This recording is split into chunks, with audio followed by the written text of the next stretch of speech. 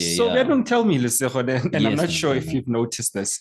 You mentioned that you get into the baki with your colleagues. Yeah. And why do your male colleagues not take their uniform off when they go to News Cafe? Why are we grooving with people wearing reflectors and boots? And where everyone Guys, has to see.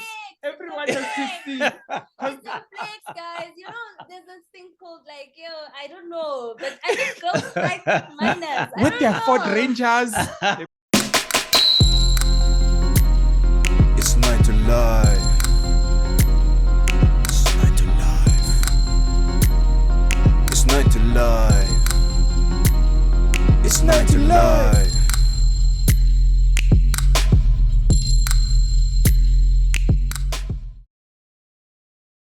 Yeah, that in the Standard. house. So this is the new that. So us as the 7-0. Oh really? Yeah, she did like a. Wow, a nice. yeah, We need that. Every household had that one. Are we good? Are we good? Are we rolling? Oh, Okay. we were never told you were rolling. No, but it's fine. No, I think it was better that way. Guys, welcome to the 9 to Life podcast. We've got an incredible guest today. Her name is Matshidiso Gama, mining engineer extraordinaire. That's how we get introduced. Sure. I'm here with my co-host, Mr. Bonisile, Clive Mgidi. Clive is not my name. I know. I know. This is I know, frustrating. my brother. It's your name now. Just accept. So Clive is a name I used back when I didn't want to tarnish my real name. When you do funny things. Yeah, so I'd go out use as Clive. Don't worry. Yes. I also have. I went from primary school, high school as Dorothy, Yes.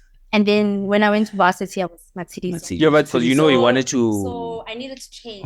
I needed to change, and I needed to revamp myself. Wow. Yes. No, man. Thanks for that. Anyways, I'm Bonisile and welcome to 9 to Life, your career and life and lifestyle podcast where we interview the interesting people doing the things you would want to or the things you didn't even know you could. Matshidiso, I'm going to shoot from the hip. Tell us a bit about Dorothy. Yes. Yeah. Question. So she's a little girl. Well, she was a little girl from the East Rand, a little kasi called Guatema. Born and Okay. raised in the East. Love. I come from a family of boys. So nice. two older brothers. That explains a lot. Yeah, that's why I'm a bit of a. Telepanzola. I come from a family of boys. Yeah, I've always been a child who's curious, eh? My family is. I went to a very Christian church. I was an altar server. So I went the whole traditional route. I was raised by my grandmother most of the time. My mom was obviously she's a single mom, and basically home from the East End was growing up in the streets, playing with the boys. Yeah. I then went to high school. Well, you're playing the boys now. Kidding. So my mom had this big phobia that because I spent so much time with boys, she wanted to get me to get in touch with my feminine side. Good, yes. So she decided to take me to an all-girls school. Yeah. So I went to an all-girls school. Yeah, those are catty, eh? Which one? I went to Springs Girls. Okay. Springs Girls High. Shout out to Springs Girls. Shout out.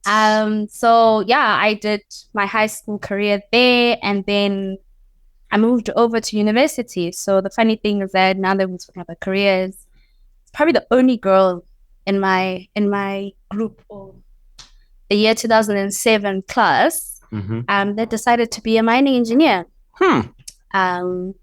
I had no interest, and you know how girls' schools are. They groom you to do home economics, become an accountant, become a doctor. Accountants are always shots fired all the time. So generally, you get groomed to be very feminine, really touch with your feminine side. So I remember just deciding I'll be the rebel of the whole class. And take us through how you made that decision, because you know it's not. You don't women. I don't know whether wrongly or rightly, you don't typically find a lot of women in such, careers. Yeah. Even now, I'm sure at your where you are a dime a dozen. So yes, no, few. Yeah. Sorry, yes. There's quite a well, now the industry is really promoting women, but then I remember I actually wanted to be a diamond cutter. And that was, I didn't know what it was, but I liked watching commercials. Diamonds are a girl's best friend. And I saw this guy who would look into this diamond and cut it, and I was so intrigued about it. Sure. And so we used to have these career days where we'd have these people from university come in and talk about careers. And this guy was talking about careers, and obviously being in a female school, he just kind of focused his energy on all these accounting, biology, stuff like that. God. So I said to him, I have no interest in all of that. I just want to get as close as possible to diamonds. Wow, okay. And he said to me, oh, okay, so you want to get... And I said, yeah. And he said, there's a field called geology. Okay. Study rocks. Yes. And I said to him, okay. And then I'm like, so do these people actually like deal with the rock itself? So no, they study the rock and tell you where the rock is. And I said, no, I want to feel it. You know, I want to be there. And he said, okay, there's also a career called mining. And I said, oh, okay. So let's look into that. And I think that happened in grade 11. And after that, I just decided I was going to do mining. I was set.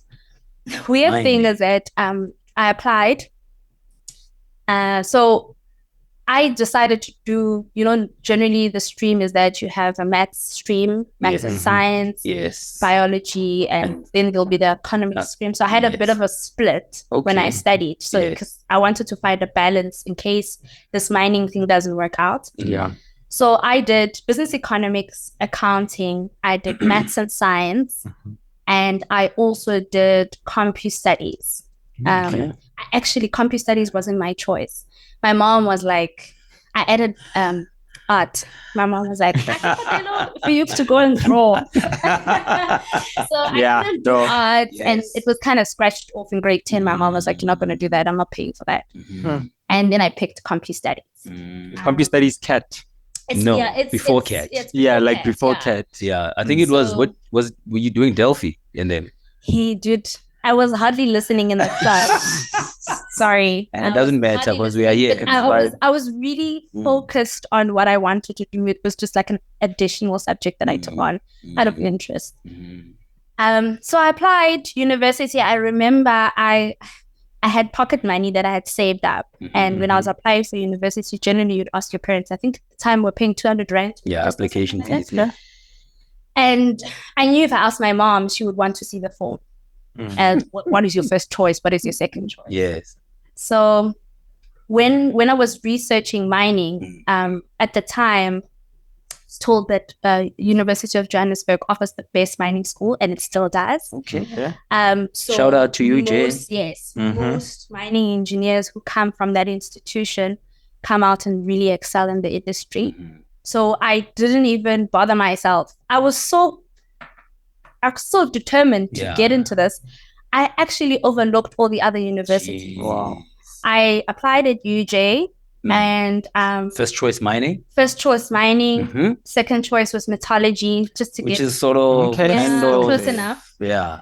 And I submitted and I got conditional acceptance. Conditional acceptance on the grounds that I had a mining company that would sponsor my P1, P2. So that basically means, So that basically means that you accepted on condition that you have a company that's going to pay for your practical exposure. And you need to have that upfront. Yeah. So how the University of Johannesburg was set at the time is that you do your first year, and then in your second year you go to the mine to actually get exposed to the environment, and then you come back and do your third year. And then your fourth year, which is your final year. So it gave you a bit of if second year after coming back from the mine, this is not for you. That's what I actually wanted to ask. Which is very good because we actually had a lot of people who decided after going to the mines that this is not for me. Yeah, so it helps you, unlike spending a full 4 years and then getting to the mine and getting like a culture shock. Yeah. So it was really good. And that 1 year, if you decide not to go for it, is it wasted, or you can sort of pimp it into chemical engineering? So most engineering streams, you have core subjects that are engineering orientated. So you get credits first year.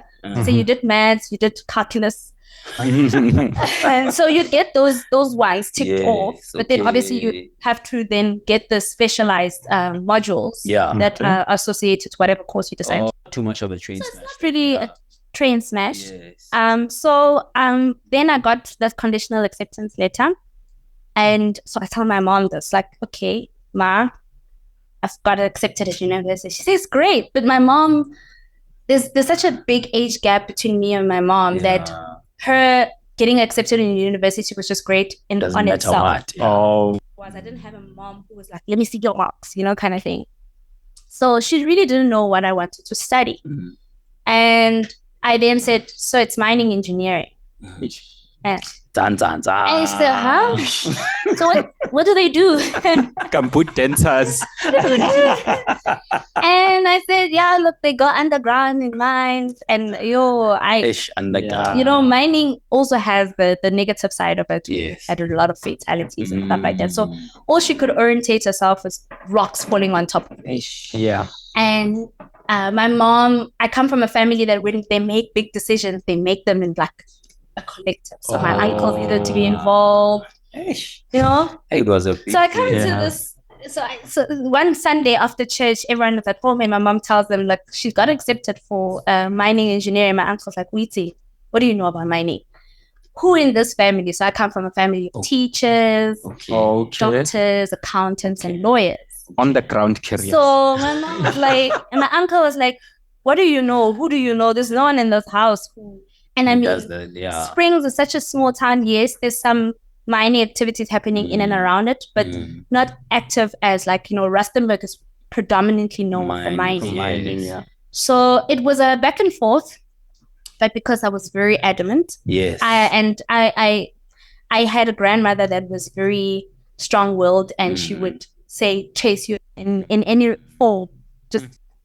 So I had the backup of my grandmother. Rest her soul, Matshidiso Gama, Matshidiso Matate. I was named after my grandmother. Yes. And so she said, go for it. And I then said, okay, I'm going for it. So I spent my whole December before the mobs, they were released. I spent my whole December looking for a company that would sponsor my studies. Not really the financial aspect, but the practical side. And I didn't get anything. And so then I complete, we get our results, I'm matriculate. At that time, they still used to come out on the newspaper. Yeah, I know. Like, I see your name. Yeah, I see your name. Hey, thank you, Poppy. And thank you, Poppy. Poppy Berekile. And so I got my results, and it said, okay, pass with merit. I didn't know what it meant at the time. So I also went through a year, my final year, my matric year, during the prelim time, where I don't know if it was a disconnect between me and my science teacher, which I just didn't understand science at the time. I mean, it felt like gibberish. So I went first term, second term with a mere pass, like just literally making it on higher grades. Maths literacy kids. You were in higher grade, standard grade. It's either you're or not. So my teacher, just before we wrote prelims, calls me in, and she says to me, I don't think you're going to make it on higher grade. Yay. And I say to her, okay. And then she says, I think we should consider standard grade, downgrading. I said, no. Never that. And so I went home, and I was crying because I saw the requirements for mining, and I knew that if I don't get my science up to par, I wouldn't get into mining. And so I have an aunt who is very involved. She's in the district, the education district, and I told her about this, and she said, so what do you think you're going to do? Because I mean, obviously she sees there's something wrong with this. And I said to her, look, I don't see how I cannot get into mining. She said, are you going to focus on your studies? And I said, yes, I'll focus on my studies. And I ended up attending not star school, afternoon classes in one of my the high schools my aunt used to teach at, and the science teacher was excellent. He was one of the top guys.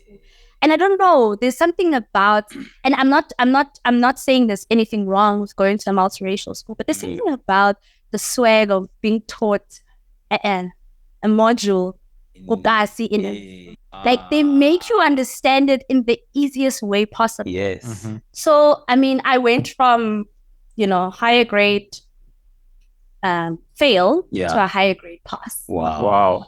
And I mean, obviously after that I left and I then said to my mom, well, I don't know if I'm going to get accepted into university because I don't have this P1, P2 that they're looking for. So registration day came and we went to the institution. And I got shock of my life. So okay, single mom who didn't have cards, typical black families. So we took the train to Doriffontein. That was my first culture shock. I was like, how am I taking a train to school? Yeah. When I used to take transport. Very comfortable. And literally we get off close to campus. And I said, but this is not what I signed up for. Like, and my mom's starting to see options. Like, yeah, and I'm like, no, I'm not gonna do that. So we get to the university, and just before, obviously, to be directed to the Department of Mining. Get to the Department of Mining, and I meet the HOD. And so we get there, and he's wonderful HOD, who used to really love his students. So you get a one-on-one. He really offers people one-on-one so that you can understand why you didn't make it. And he then pulls us into the office and says, okay, so you say you want to do mining? I said, yes. And he says, okay, so I see here it says conditional acceptance on the basis that you get P1 and P2. And I said, unfortunately, I've been looking the whole festive season. And now no one is willing to assist right now. And he said, okay, stand on the scale. Now, this was also my reaction, right? Stand on the scale. Okay. So I stand on the scale. I was petite, guys. Tiny was not even the word to use. I was really petite. So I stand on the scale and I weigh 46. My God. Yo. And he says, unfortunately, I can't accept you for mining. And I said, he says, how are you going to work underground?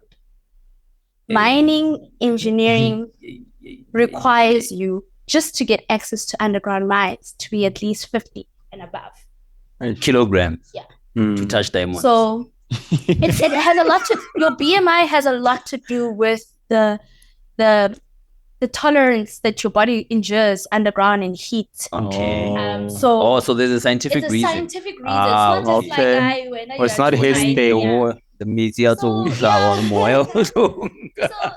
said to me, if you promise me that you're going to gain weight during your 4 years, you're in.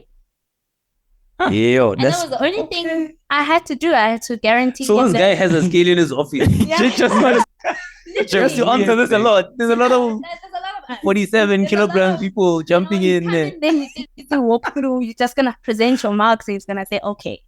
So he looks at your marks and he sees that, I mean, you obviously there's other criteria in mining that require the industry. And I think there's a lot of things that people don't consider. Mining is very harsh in the sense of the environment that you work in. I mean, carrying rescue packs, wearing boots, wearing hard hats, walking 10 to 12 kilometers in an area requires some endurance, you know. So then I started my mining career and I was super excited. Okay. I was super excited to a point where I got elected as class rep in my first year. Wow. It was to me very different because my class was made up of people whose parents were either miners, you know, came from a mining town, mining community. And here I was, a little girl from Springs. And, weighs 47 kilograms. So it was a very different environment for me to say, oh, so why did you do mining? Oh, my dad is a shift boss. My mom is a clerk at the mines. You know, to them it made sense to just carry on the legacy. For me, it was me starting the legacy. And mining for me became a love that I can't even explain right now. And from there onwards, it was just aiming for the sky. I had a lot of obstacles along the way in terms of my career, but for some weird reason, every time there was an obstacle, I could see the light at the end of the tunnel. you know. That is fantastic. Yeah. And what is this light other than the diamond that was shining? Look, I For also you. I had things to prove to myself. Okay. Yeah. You know, I was told no so many times in my life that I thought this one time I want to prove them wrong. Yeah. You know, and I thought mining would be it. You know, I had a spotlight coming from a family of boys who decided to do IT or whatever else, and I was the only one decided to do engineering. So everyone thought this can't be a career for a female. Yeah. And I mean, I come from a family that's very traditional in terms of what a woman can do and what a woman can't do. So I also wanted to break that old tradition and bring my own flavor to it. So I had to prove to myself that, you know, it's not just about, you know, being smart. Yeah. It's also about your ability to go into an environment that is unknown to a lot of people and do great. So to me, that was a light at the end of the tunnel. Also coming from a small town where I can't say I was disadvantaged, but a lot of kids don't know a lot about careers. So people tend to do the norm. What they see. And it was for me, it was very enlightening to go home and have someone ask me, what do you do? You know, and I have to take them through the journey of understanding what mining is. So it to me, it really meant I wasn't just representing myself, I was representing every other girl who was told no. You know? And then Love it. And then tell me, what do you say when people ask you, what do you do? Because, you know, engineering is so, it's confusing to most people, you know. Yeah. What do you do? So a lot of people who don't know mining will say, so you go underground. I'm like, yeah. Like so it. And it's very hard to understand. Yeah. So mining, and another thing that I need to explain about it, the industry itself is so broad. You know, we are probably one of the only careers that hires every career. We hire architects, we hire doctors, we hire HR, we hire physicians, we hire, you know, accountants, lawyers, because the industry is so broad. And most of the time when someone says, I work for Anglo-American, people associate it with mining. But it could be... you could be anything, you know? Could be anything. And I think that's what's beautiful about the industry.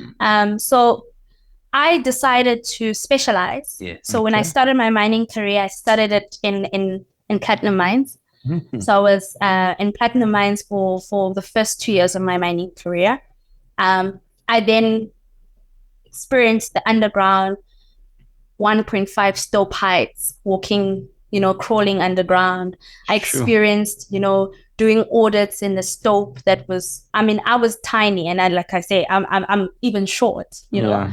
So you can imagine if I found it uncomfortable, someone who's like 1.8 having to Where's X? X didn't survive. It was like, okay.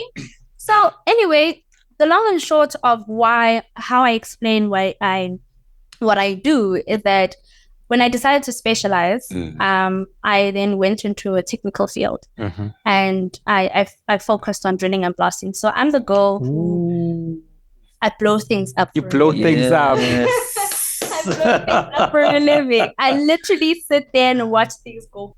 That's what I do. Do you press the button? I've pressed it a few times. I mean, once you get to a certain level, it just becomes like another thing. That's impressive. Yeah. Right? Like I recently did a mine tour. I think we went about a few kilometers underground. Kilometers? Via Cullinan. Like they've got the mine tours. And I was shocked to see cars driving inside the mine, like underground. There's like a Land Cruiser there. And then I'm like, wait, what the hell? I just thought, you know, I was expecting Kabut Dentas, for sure. And looking at all these advancements that are coming in mining, how do you keep up with those? You know, past what I've studied at UJ, how do you now advance? So curiosity is important. I mean, the world we live in is ever changing. It's every now and then you're hearing about new technology for IR, and you need to maintain your curiosity, because it can get monotonous after a while. You just do the same thing over and over and over again. And you kind of get into a complacency mode where things just, you know what you're going to do even in your sleep. Yeah. But the introduction of new technologies kind of shifts you a bit, new safety devices, So being curious about what the rest of the world is. Because at the end of the day, I always say to my team is that you need to position yourself as benchmark. People must come to you and ask what next. Because you need to remain curious because people will forget about you. If you're not that person who comes up with new ideas, challenges the status quo, because you could just be coming in just to earn your salary. And people are comfortable with that. But if you want to keep at it with your career, you need to remain curious. Every now and then when something happens, it doesn't have to only happen within your jurisdiction. In South Africa, you hear something happening in China, you ask yourself, why are we not doing it? You ask yourself, why can't we do it? And if you remain curious about that, you are able to become the benchmark. Because people will always say, I want to be like her, if not better. So yeah, that's generally how I keep at it. So you got it. Yeah, and staying on that sort of lane, take us through what a career in mining looks like. From the time you leave university as a 51 kg student, what you do, I'm sure there's some sort of training, entry-level positions, and how you move up the ladder. And then also go into what it takes. You sort of touched on it. Curiosity killed the cat but made the miner. I'm coining that. I'm coining that. Never again. Right? What else does it take for a miner to succeed in that world, especially a female miner? Yeah. I get asked a lot of times why female miners are booming now in the industry, because there isn't enough of us, number one. So if look at the life of a graduate, from the time you complete and you walk off that stage and you've got your certificate in the hand, generally most of the time, and this is something we try and put into the 4 years that you spend at university, most of the time, most of our mining engineers leave university already going to the industry and already having a job. That's most of the time. There are people who come in as private students and then go through the 4 years without having had a bursary or a sponsorship. But generally, mining companies will come in your final year and say, we've got 4 or 5 positions that we would like to offer to some graduates for a graduate program. So generally, in the mining industry, a graduate program is almost exposing you to what your life will be like for the rest of your career. Great. So generally, graduate programs take anything from 2 to 4 years. Okay. So you come into the industry fresh from university, great ideas, you are ready to hit the ground running. Excited. And someone crashes with and says, listen, that's not how we do things. That's not how we do things. Relax. So you come in and when you're fresh off university, the first thing that you need to do is acquire certain skills. Okay. My mentor used to call it spending the time on the ground. So spending the time on the ground in mining generally means you go underground with the miner. You spend the time in the stope, full shift. You are either grinding with the drills. You are either charging up in the blocks. You are you're operating a winch, depending on the type of mining method that you guys are doing. You're driving a shuttle car. You are in a dump truck. You're driving the truck. You spend a lot of time getting the exposure of what the operator on a normal day does. So you don't just come in and say, I've got my degree. I'm ready to be a manager. Yes. It's how you spend the time on the ground so you can understand when an operator says to you, to understand what the dynamics are, why. Yeah.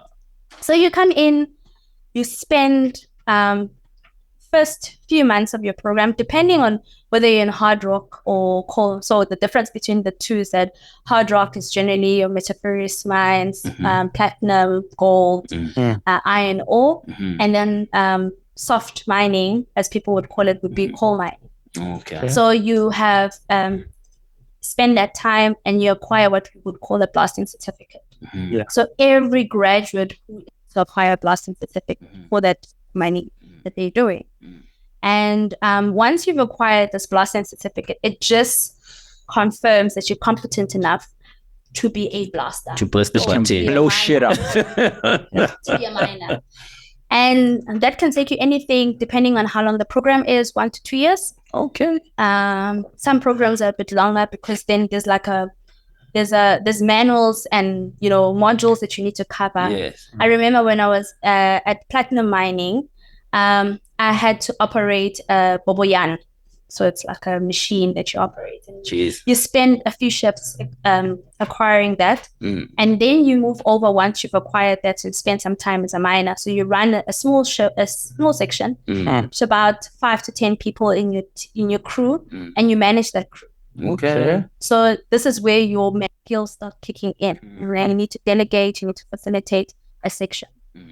And once you've done that, depending on how long the program is, you get appointed. So once you get appointed, it means you are no longer a graduate in training. You are now an employee. We acknowledge that you're studying, but you acquire this as a professional, but similar to an intern. So you spend that time in that position, and then once you get there, depending on obviously the commodity as well, you acquire your mine overseas ticket, and then you move up the ranks. And then once you've acquired your mine manager certificate, which is recognized as the highest qualification that you get in mining, you are technically competent enough to manage a mine. Jeez. Okay. So this is now we're talking in the sizes of thousands to 10,000 people.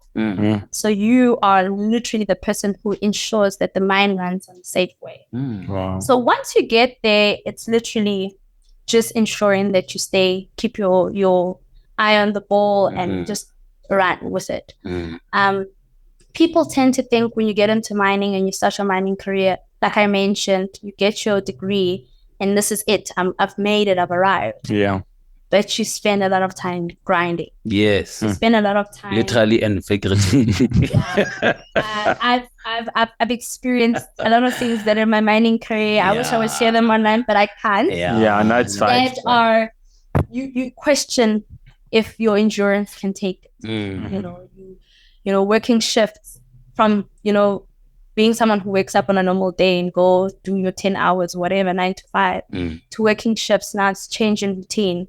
You come in at 2, you knock off at 11. You come in at 11, you knock off at 8. So that adjustment also plays a critical role to how you are as a person who's running a section. Yeah. So those ranks, they can take you anything. I mean, to get where I am right now, I mean, it's been a little over 10 years. Okay. So it does take you a while. Yes. And I think the important thing is the patience in understanding that it is a journey and not everyone gets to the finish. There is no finish line, to be quite honest. But the important thing is to remain true to you.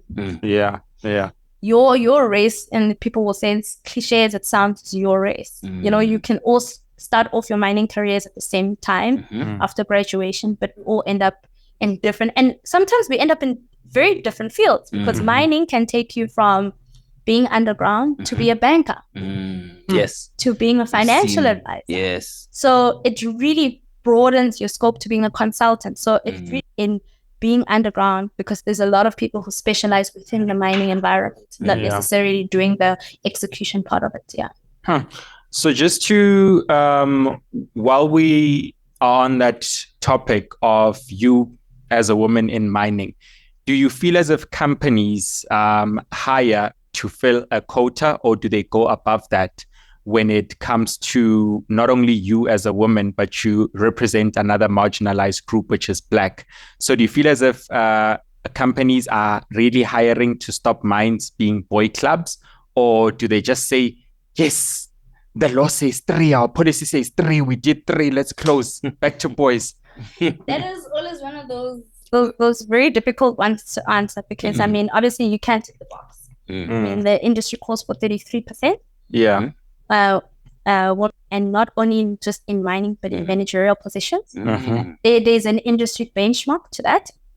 That's the first part of it. But the second thing, the industry doesn't generally attract a lot of females because of how, if you want to call it, dirty it is. So you struggle. We can't see that dirt when we are Yeah. Look so at I don't know what you are talking about. Yeah, I mean, it's funny how when I started, I would always be like, oh, why can't we have long nails? And throughout my career, I've kind of accepted that short nails are my thing. You know? Yeah. So it varies really. Yes. But women in mining as a topic is a very dear topic to any woman in mining. Okay. And it has nothing to do with discrimination, has nothing to do with, you know, we're the minority. But it also has a lot to do with being seen. The industry, as you mentioned, is predominantly men. Yeah. And it's very difficult to attract females into an environment where there's just a lot of men. So when we generally promote women in mining, we want to promote a notion that it's doable. Yes. The industry has transformed and evolved throughout the years from being a manual, hard labor, intense job to being so intellectually smart that you, as a miner, you can operate from the office. Literally run a section from the office. So it doesn't need physical strength. It also needs mental endurance. So a lot of people don't have that balance. You know, you come into mining and thinking, oh yeah, because it's a male-dominated environment, now I need to overcompensate. Oh yes. You know, I need to show up as a man. As a man. Recognized and seen. But it also plays the important thing is how you manage yourself and how you have an ability to connect with other people. Because I say this a lot. I said the one thing I wish I was taught at university was people management. Okay. Generally, people management is all you do once you get up the ranks in mining. There you go. You don't get anywhere. You don't get anything. You can't move a single dirt if you can't manage people. If you can't get people to move from one point to another. And that's what mining is. So when you get in as a graduate and you are given a section, you're not told to run a section and actually manually operate a machine. You are told to give guidance to the section, give instructions to the section that will ensure that you move from where you are to where you're going. So what we're trying to teach young girls is that when you come into the mining environment, yes, she will give you a culture shock because you're not familiar with being in an environment with predominantly men. Yeah. But you also need to learn how to be smart about it because men are generally smart people. And they will play on the notion that you feel you have that, you know, imposter syndrome. I can't do it as a woman. So they'll play on that notion and see how far you will move. Okay. And generally, women will say, I can't do this. After the first year, I can't do this. I can't run a section. And it has nothing to do with actually manually operating a machine. It has a lot to do with how do you work, how do you collaborate with other people. So that's generally what mining is. And that's what we're trying to teach.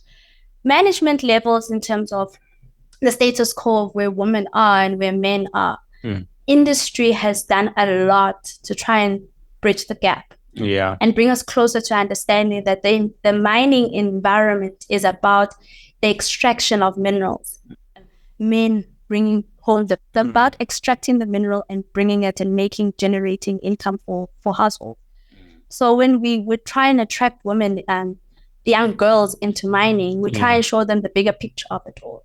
So generally, we'll show you that it's not only, you know, mining operations, but you can be in mining in a technical field with your mining degree. You can go into analytical fields and. So that's generally what mining organizations try and promote. But we are still not where we'd like to be in terms of the numbers. And we will keep pushing it. We really want to see a lot of ladies come into the industry and make a change. Yeah. Because I never thought of it like that. And I think that a lot of it has to do with representation. and as you said that for a girl who grew up in Rustenburg, they have seen minors, they have families who are minors, and it's even easier for them to get something like a P1 or a P2 that you are struggling for. So outside of this platform, which is a great way to have representation, to show young girls that here I am blowing things up. How else have you tried doing that? And it doesn't need to be on a mass appeal. It can be that one girl that hits me up on social media and says, hey, I like what you're doing, How are you doing that? And are you intentionally doing it, or is it just people are coming to me and stuff like that?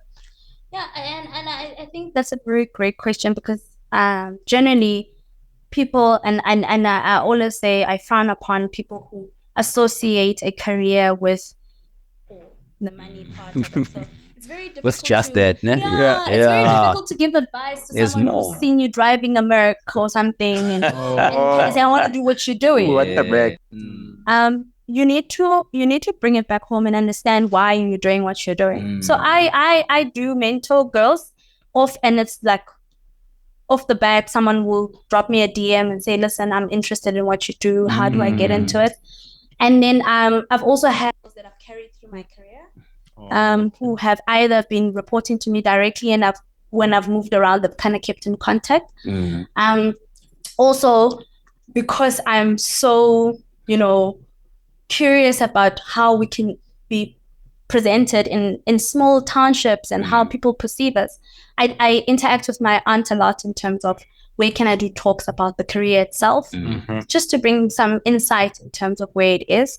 I mean, without companies also do, roadshows, workshops around careers. And I think mining is doing really good in that space in terms of trying to promote the younger girl, what the field's doing. But on a personal note, I'm always eager to teach what I know. Thanks for that. Yeah, I think that's a very big part of the reason why we started this podcast, right? To say, it's like you said in the beginning, people only know about doctor, lawyer, accountant, the typical. And we want to see, guys, there's more out there, and I think I like how you've highlighted it and made it look how it looked. Now, I'd like you to talk about how sort of mining affects your personal life, because I know mines, we have mines in Gauteng, right? But mines usually are around the remote areas. Yes. You can't even put your phone underground. He's missing you. No, there's networks and stuff, right? Signals. There's signals underground and stuff. Underground. So we can call you. Yeah, there's phones underground. Oh no, perfect then. Talk about how it affects your life, your personal life, your family life, and how you navigate that. I joke and say this to my mom a lot, to say, since I left for university, I've literally never lived in the city. Yeah. The remote living gets to you sometimes. I mean, mining towns, some of them are ghost towns. Yeah. You get there, there's nothing. It's nothing but the mine. It's just the mine. There's no woolies. Yeah. It's a very difficult one. I think also that's another reason why we're trying to attract people to come into the industry, because generally people want to be close where the vibe is. I want to come from work and walk into a nice Tasha's and have a cup of coffee. Especially if I'm driving my pen there. You miss that about other mining towns. So mining towns are doing a lot in terms of trying to make sure that we try and attract people and keep them in the industry. For me personally, a lot. I've been living in Rustenburg, Woodbank, and now currently in Northern. And I've really I miss being at home. Everything for me is pretty much done over the phone. So taking would be generally done over the phone. Relationship wise, it's very stressful. Long distance relationships. Long distance thing. Unless you plan on dating someone who's in the industry as well, who I understand. But it's very difficult to explain to someone then I'll see you over the weekend. Only, or every second week, So relationship wise, it is a bit of a strain, but I mean, honestly, we make means to just make that work. Yeah. I mean, in terms of healthcare and stuff like that, there are areas that are so remote that healthcare becomes a bit of a so then it becomes, do I move to the city where I've got access to doctors every turn, or do I stay in the mining town where there's one doctor who comes in every second day or every third day, It does, in terms of relationship building as well, generally most mining engineers will gravitate to other mining engineers as friends because there is that disconnect, telling your friend that, guys, I can't be in Joburg this weekend, because I'm on standby, and you miss out on a lot of things. But it's funny how it's worked. People just kind of understand. I when I come home, it's always running errands. I'm never home to sit and I'm trying to go to the bank. I'm trying to, get my hair done because there's such limited resources in some mining towns. So yeah, I think that for me is it. But generally, there's everything. And actually, funny enough, we have less issues around things that you guys are worried about in Johannesburg. Like load shedding. Really? Water issues. The mines provide their own. Sometimes assist with that because obviously the mine itself needs electricity to run. So there are some mining towns that will assist with that. Housing is not an issue for mining towns. Most mining companies provide housing. So when you're remotely living, you are living in a mine house, and it just makes it easy to navigate between the two worlds. But you do live a double life. I live a double life. There's Tshidi the miner and Tshidi the normal. Yeah. You learn that. Yes. And what does a future look like in mining? I know you didn't. I don't think you mentioned what your position is right now. Yeah. My current position is a drill and blast technical manager. Okay. Yeah, so in that lane, what does it look like? The next step and the next step after that, and what are the things that you need to learn? I know you spoke about how the mining qualification, the way it's currently set up, it teaches more of the technical stuff, and you miss more of the soft skill stuff. Yeah. How do you bridge that gap for yourself? And what are the other ways to make sure that you move up in that career as well? So I say this a lot to my team, and every time we sit and discuss the IDPs, I generally say to them, IDP for the people at home? Will come to me now. Whenever Lesego doesn't know anything. Yeah. No. It's an individual development program. There we go. No, not for me. Lesego doesn't know anything. He says for the people at home. And then he knows every acronym across every industry. I know. I refuse. But when you get it to write it, there's so many acronyms and some of them just become. Honestly, just knows them apparently. So when you discuss, and this is very common amongst graduates because you're so technically orientated that it must go this way. You must learn this. After my degree, I must do my honors, I must do my master. Yeah. Generally think that's the only way to learn. And I always try and encourage my team, because I run such a analytical department, they spend a lot of time analyzing data, which then the rest of the people. Yeah. So I say, you need to start developing other skills. And people generally don't have simple skills like presentation skills, skills, negotiation skills. And you say simple, but those are very important skills, the art right? of influence. Yes. Because you're working with people, so you must be able to influence people. Yes. So I always say to them, when you are unable to go and pursue another degree, try and go for these short courses that teach you about personal development. Oh, beautiful. So obviously, I'm speaking from a point of privilege because I just did my MBA. Yes. And, so it to me, it would be like, oh yeah, but she did it, so she wouldn't. But from that, I learned that I didn't know a lot. And a lot of that I learned through those 2 years, I learned, oh, wow, okay. I didn't know that to influence people, I must know this, and that was what helped me. So it generally means try and find avenues that are associated with development, not the industry development, because we tend to go for the industry development because you want to be the next mine manager, the next general manager, the next CEO. But there's some things we can't all be the next CEO, right? There's only one CEO position. Yes. So we need to find create avenues where people can branch out and still acquire the success that they require. So I think that is very important in terms of development. Next in mining, technology. It is the only way we can stay competitive in the industry, the only way we can be game changers. So every technology idea that comes up, and this is, I'm obviously speaking to the converted, but there's people who know that mining has always been manual intervention.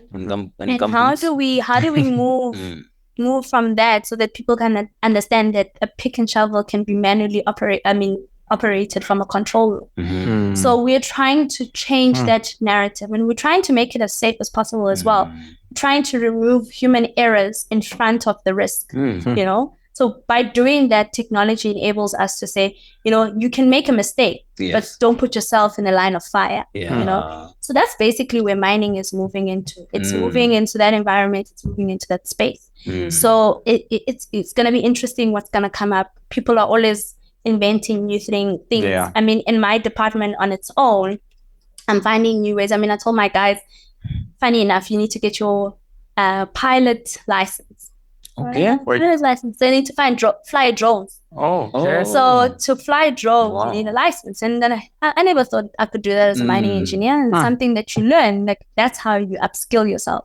Because not everything is books. There's a lot of other avenues where you can tap into some things that are happening in the mining space. I'm not gonna lie, Tshidi, you're making mining sound very nice right now. It's fun. Tell me, I can't help but think, where do we rank as South Africa in the mining, some sort of leaderboard in the world? Where are we? Because you spoke about a lot of innovations that we're doing, and we have a very big mining sort of industry in South Africa. Yes. How are we looking? It makes up most of our GDP. Our GDP. Wow. Okay. Mining in South Africa is quite interesting because a lot of people still come to South Africa to come and learn a lot of things. Okay. I mean, we have the deepest mines in the world. Some of the deepest mines in the world. We have some of the biggest operations in Africa. So people come to South Africa to pick up on some of these things. Generally, South Africa is ranked relatively high because we're a mineral-rich country. We have all these minerals. So generally, people come and say, "We want to see how it's done in South Africa." We're a country that has a lot of opportunities in terms of where the industry can go. I think we haven't tapped into that part. We still have a lot of minerals that we can, explore. And I think most countries who come into South Africa want to understand what we are doing. And we tend to be a bit faster than the rest of the world in terms of picking up on new technologies. I don't know if it's because of the private companies that are in South Africa who have that exposure. But generally, when technology comes out and we are in the forefront, and it just makes it easier for us to put ourselves on the map. Because people will generally say, "Where are you from?" "I'm from South Africa." Okay. Oh, that mine with the 4 kilometers. Yes. Oh, wow. Okay. So it's always good to know that we still have industry benchmarks, and we always try to compete. Within a company, you are competing because some companies are operating worldwide. So you want to put South Africa on the map as the best. Do you also compete amongst mines within the same company? Like, I know one mine will have a colliery. Yes. That's always competition because you want to be the best mine. So we always compete, and I think it's healthy competition. It's very healthy in the sense that we are able to learn from each other and transfer skills from what is known and what is not known from other operations, and so we do have that cross-pollination learning from within the company. We also go to other companies. I mean, we still do mine visits. As old as I am and how much I've been exposed, I still go to other mines to see what they're doing that I can bring back home. Beautiful. And I think that's why we're still in the game for as long as we've been in South Africa. 10 years running.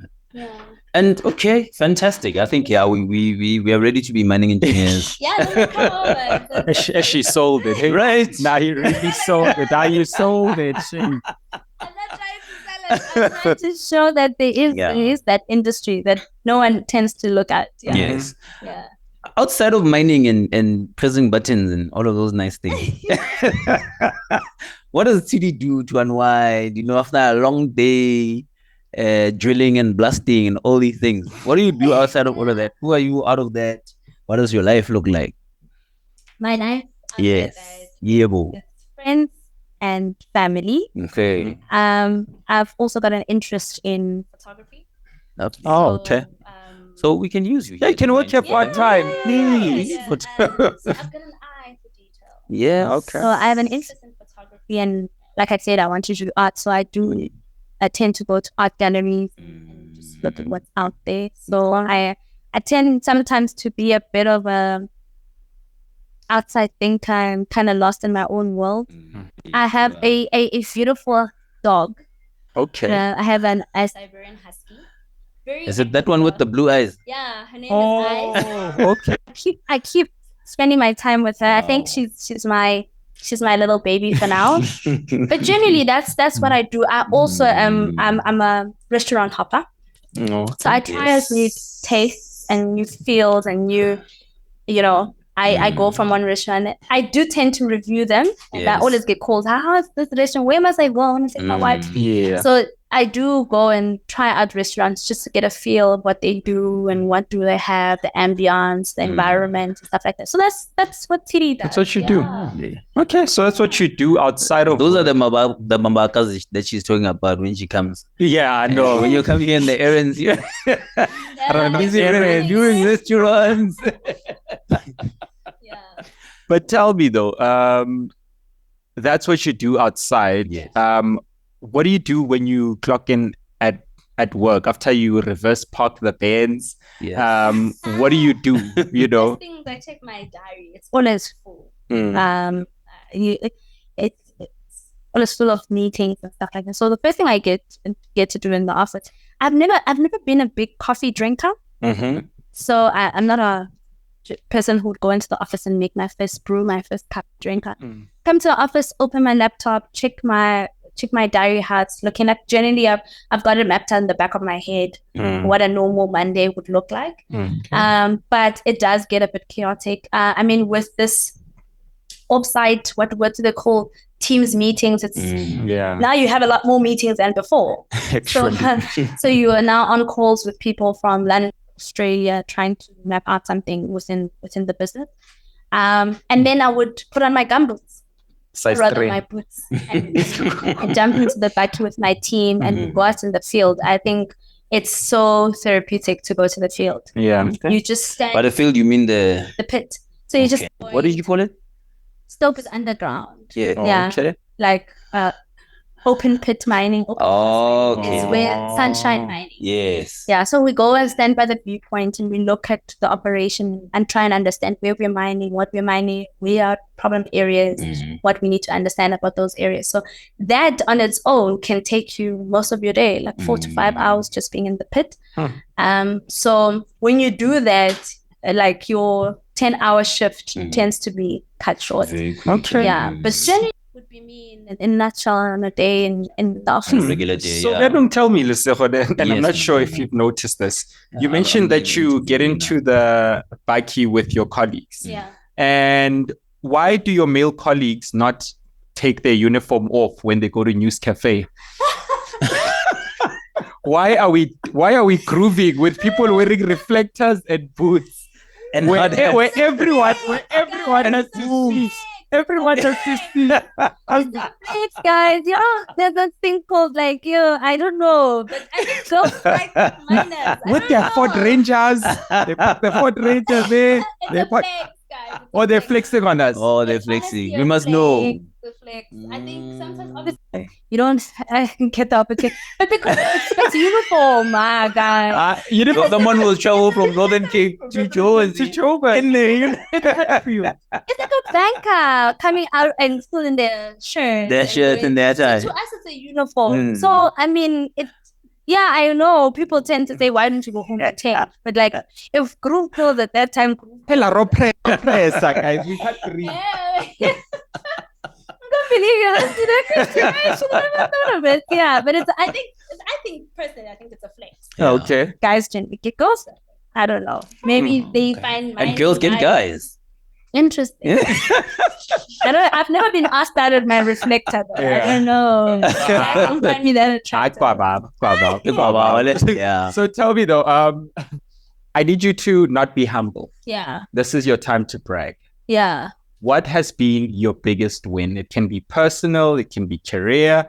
Like, what has been your stepping on the haters? Killing the Biggest game. win, killing the game. Yes. We should call this the Killing the game section, right? My biggest win. Or your most proudest Well, moment. yeah. My most proudest moment. So, yo, There's too many. There's too many. No. Yeah. That no. one, no. That one. yeah, I think for me, I had set certain targets in my career about achieving them. And I think I have been humble about a lot of things. And I think this is what I said to my friends. I actually put a post up when I graduated for the PG Dip. And I said, I suffer from imposter syndrome where I don't celebrate my wins. And boy, did you celebrate that one. Yeah, I don't. What happened? What happened? Talk about it. I try and shy away and I don't want to brag. But I think, my mining career has been a roller coaster ride. And I think when I came back after the loss of my daughter, I came back strong. Back very strong. I think in 1 year, I got 3 promotions. Jeez. I came back fighting. Yeah, I came back fighting. I don't know if it was the will to live or what it was, but yeah, I really moved that year. I remember my mom saying, "Are you ever gonna slow down?" And I said, "No. This is a sign that I'm supposed to be here." So ever since that, I realized I belong here. I belong in this industry. Yeah. And it's been gradually progressing, and I love where I am. I'm at peace with a lot of things that I've not acquired in my mining career, and I'm also very proud of and what I've enjoyed through the years. But I think the ability to get up and say, I'm going to do it, despite what you've been through. Because, I mean, the mining industry, and I think this is what we shy away from telling young girls, at the end of the day, you are born and brought into this world by God to become a mother, to become a wife. And you tend to get so absorbed in your career because you're trying to prove a point that you miss out on those moments. I think if there's one thing I reflected on is that when I focus on my career, I must also focus on my family. Because you get so carried away with trying to be successful and being top of your game. So yeah, in the last few years, I've been doing great. Okay, not in my MBA years, and trying to reflect and spend a lot of time with my family. So yeah, and I think one of the things that I can honestly say I've been proud of is to see my mom witness me and walk on stage and graduate. She's I think she's the happiest woman in years that I've seen her lately. So it's my proudest moment. Being able to wake up and have your mom look at you and be proud is really the best feeling you can ever experience. Yeah. Wow. So yeah, that's pretty much it. That's great. That's a great. Maybe I'll be proud when I drive a G-Wagon. Yeah, it's coming. The next time we interview you. Yeah. So now, I guess this segment then, if that one was killing the game, this one is where the game killed you. Think about where you had an L and you're like, that one was an L. And what was the biggest lesson? I think we can focus on the lesson because I think that's that's valuable to our audience, I guess. But where the game was like, Tshidi, relax. I think I can attest to this. Yes. Failing my mine manager certificate was and not fail like 45. 27. Like, me. 2. Yeah, it was a loser moment. Yeah. But in that moment, I learned that it's not written in the stars that you're supposed to follow a certain trend. So after that was my first one. The second one was when I flooded my section. Wait. Yeah. So you blasted a pipe. Raswiba, I mined close to an area where there was like a dam in the mine underground. Oh, sure. And water seeped into my section. And but at least it it's was a seep. moment. Yeah. No, okay, seep sounds very like You're trying to make it sound smaller, No, it was like machines. Yeah. But it's moments that you go, You're so cool. You're so cool because how do you just blow up? No. I'd happen. How rockstar. And your boss looks at you like, And then when yeah, because you're always the smart graduate who's calculated and knows how to do this. And you get it wrong. People look at you funny. Like, she couldn't calculate that was going to hold into water. So yeah, those are like moments where you look at yourself and go, yeah, that was so great.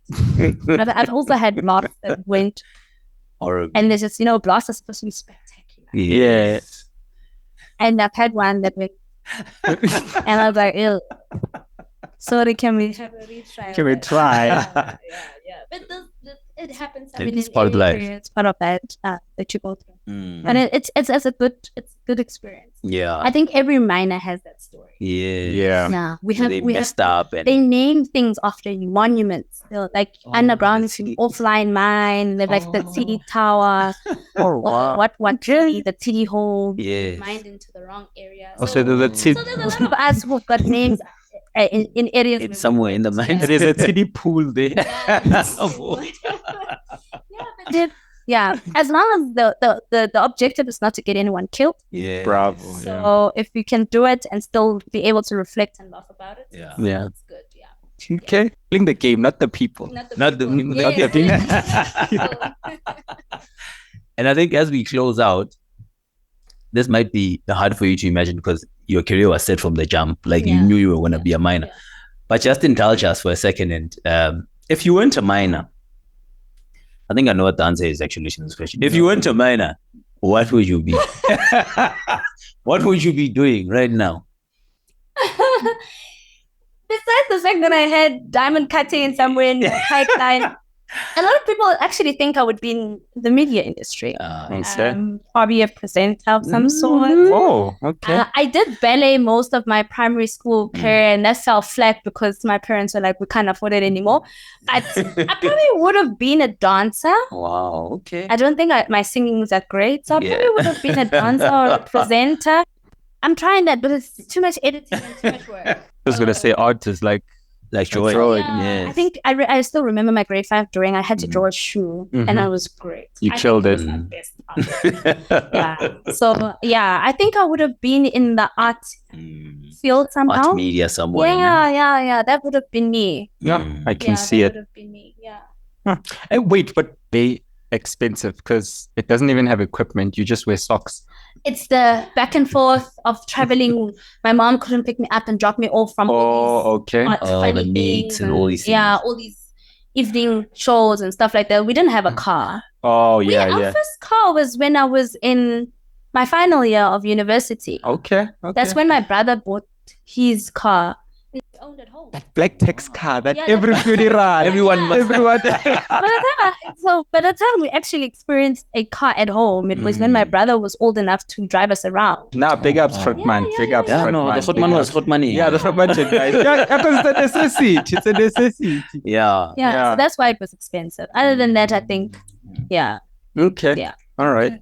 Oh, that was, I think that was a fantastic, and that's a great note to close it on. Thank you so much for joining us on the 9 to Live podcast. Any closing remarks, something that you feel like the people at home should know? It's always the people at home, right? Not me. I don't want to know. You don't want to do anything for the people at home. I think that's what my grand told me, and I think it will always resonate with me. I grew up not with everything checked out. We didn't have a lot of money, but my grand used to tell me that, when you show up to the world, show up as king. Hey. And don't have your enemy be able to reflect on your struggle. So I have a lot of personal struggles, but I show up to the world as king. I always try and show up positive. Very important, because a lot of young kids who come up from poor backgrounds come forth with that heavy burden, and they always think they can't do it. Fake it till you make it. Really, to be quite honest, show up as king. That's really how I've lived my life. Sometimes I have no clue what I'm doing. Yeah. But the way I come up when I show up, people will be like, but we thought she knew, and I have no clue what I was doing. Show up as king. Show up as king. Show up as king. I like that. Hashtag. Nah, so yeah, Matshidiso, the viewers at home, I think we've had a very beautiful. The viewers at home. I think we had a very beautiful conversation, and thank you for your time. What's like a take from this? I think she closed it out very well. That show up as king. Yeah, show up as king. It's like the word of the day. The phrase of the day, show up as king. And it's a great place to even end it at. So thank you for coming, man. Let's kill it. Show up as king. Show up for the next episode.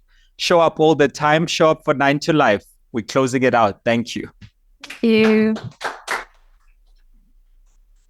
Wow. That's fine. You guys back it so fast. No, we're chilling the game. That's fun. Thank you for having me.